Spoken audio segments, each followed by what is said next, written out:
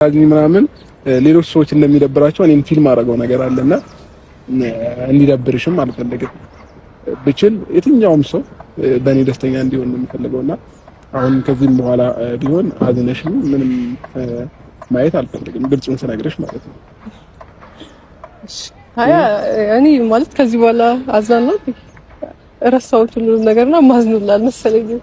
አሁን ደስተኛ ነኝ።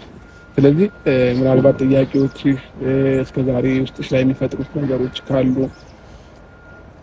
እኔ የሚያስቀየምኩሽ ነገሮችን በሙሉ ዛሬ ላይ በደንብ ፈተሽ አምሮሽን ነፃ አድርገሽ ነው ነገ እንኳን ወደ ቡታጀራ መመለስ ብትፈልጊ ነፃ ሆነሽ እንድትመለሽ ነው የምፈልገው። እኔ ቡታጀራ ሄደሽ አንቺ አዝነሽ በድጋሚ ማየት ስለማልፈልግ ማለት ነውና ይህም የሆነው ግን በመጀመሪያ አንቺ ልብሽን በደንብ አድርገሽ ንጹህ አድርጊ።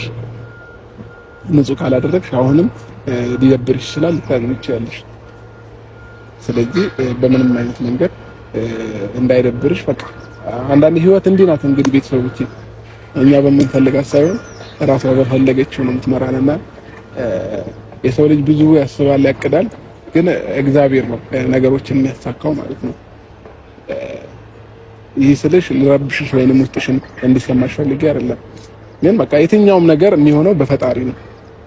እኛ ባቀድንና እኛ ባሰብነው አይደለም። እና ለሚሆኑት ነገሮች በሙሉ ለመልካም ነው ብለሽ አልፈሻቸው ነገ የተሻለ ቀን እንዳለ ማመን ያለብሽ ውስጥሽ ላይ ማለት ነው። እና ብዙ የተሻለ ህይወት ደግሞ እጠብቃለሁ ከአንቺ ማለት ነው። ወደኋላ መለስኩሽ፣ እሺ ይቅርታ። ለማንኛውም ወደኋላ መመለስ ፈልጌ አይደለም። አንዳንዴ ያው ማውራት ያለብን ነገሮች ግዴታ ማውራት ስላለብን ነው። እና እንግዲህ ነገ ከሩታ ጋር ባገናኘሽ ደስ ይለኛል። ማለት እኔ አዲስ አበባ የመጣሁት አንተን ላገኝ እንጂ እሷን ላገኝ አይደለም። ማግኘትም አልፈልግም እንድታወሩ ምናምን ስለምፈልግ ነው።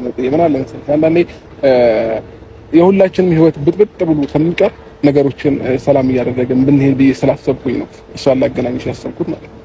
እሷን ማግኘት አልፈልግም። ከፈለክ እሄዳለሁ ነው ይችላል። እኔ እኮ የጠራሁሽ ቢያንስ ከሩታም ጋር ያለውን ነገር እንድታወሩ ምናምን ስለምፈልግ። አይ እኔ ላገኝ የመጣሁት አንተን ነው።